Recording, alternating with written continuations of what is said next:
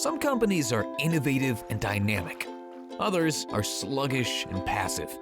Some are incredibly successful, while others struggle to survive. How come? The key to good performance is good leadership. Companies need inspiring personalities, not just administrators.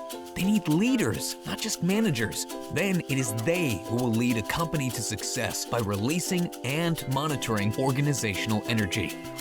But what exactly is organizational energy? What can you as a leader do to positively influence it? And finally, what personal characteristics make good leaders?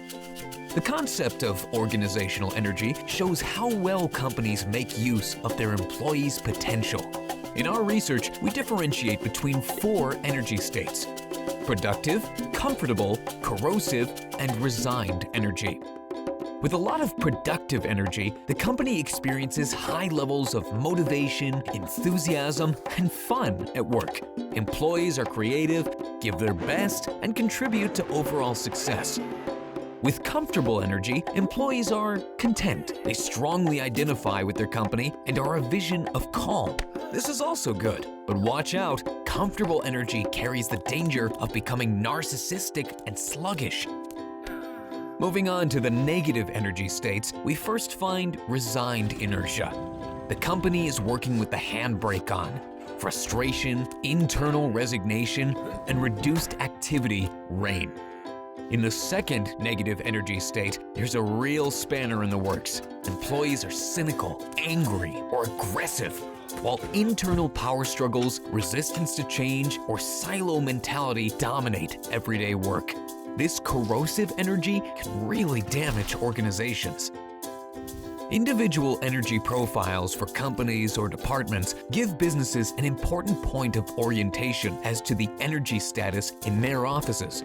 Management can use this tool to see where their organization or team stands and how they should proceed. During our studies and practical projects, we have interviewed over 600,000 employees in more than 1,000 companies. The results speak for themselves. Corrosive energy leads to a loss of competitiveness.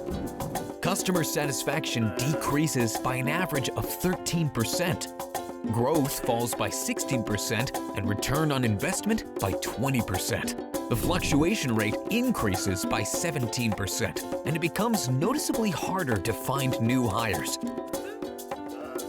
By contrast, our studies show that productive and comfortable energy are key indicators for a company's performance, customer satisfaction, and employer attractiveness. The clear goal is to eliminate negative energy and increase positive energy. But how? 5 leadership strategies can help. First of all, mobilize by using the slaying the dragon strategy. If your company is ruled by lethargy, employees often don't have a clear challenge. By using the slaying the dragon strategy, you will mobilize your employees' energy by clearly communicating challenges and helping them to tackle these challenges. Create a clear perspective. The situation is difficult, but we can do it. This releases positive energy. Second, mobilize using the winning the princess strategy. Passive or resigned companies can also be mobilized using the winning the princess strategy. Point out a special opportunity to your employees and pursue it with them. You need a detailed view of the opportunity, a vision. No, this does not mean reaching new profit targets, but rather an idea of an inspirational future that's realistic and will grab the employees' attention. This releases their energy. Third, overcome corrosive energy, let off steam, and establish rules. Anger, fear, and aggression need to be vented. Organize opportunities for your employees to let off steam, while encouraging positivity at the same time. Love it, change it, or leave it. A concrete measure would be to establish a person of confidence in the company as the toxic handler. This decreases corrosive energy as worries, fears, and anger are recognized and management can tackle them much sooner.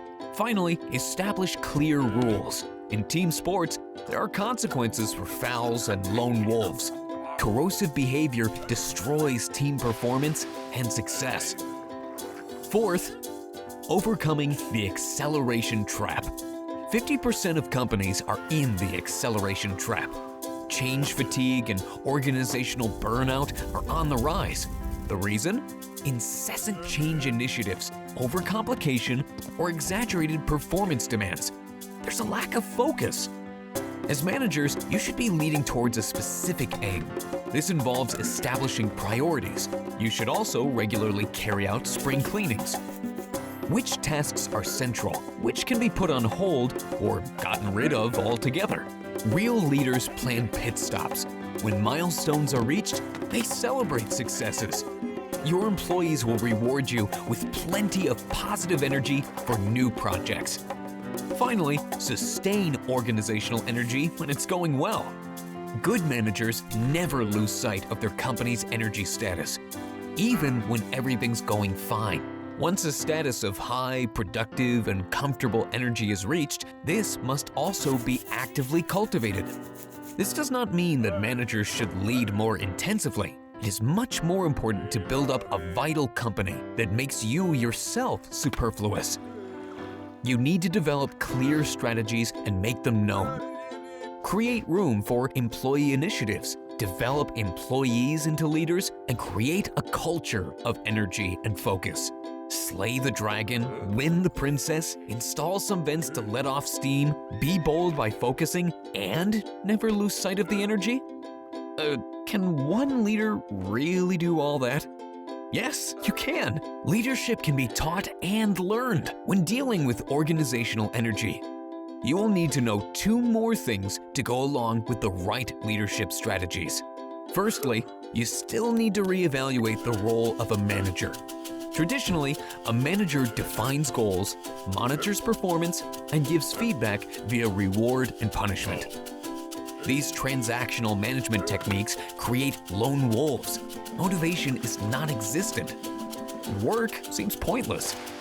Real leaders are role models that motivate and inspire their colleagues and see their employees as individuals with their own personalities. They speak to them emotionally and communicate the meaning and relevance of their own goals for the bigger picture. This is how transformational leaders manage. Many companies need more of this kind of leadership.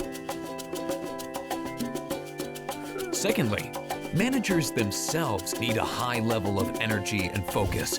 It is important to do things with passion and complete conviction. It's also important to be bold enough to focus.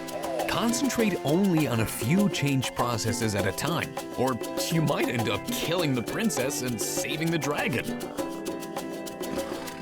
Our studies show that this combination is missing from a lot of management teams. Only around 10% combine a high level of energy with a focus on what's important. Most of them are busy managers, spreading themselves too thin by trying to do too many things at once. That's it. Let's recap. Organizational energy is key for a company's success.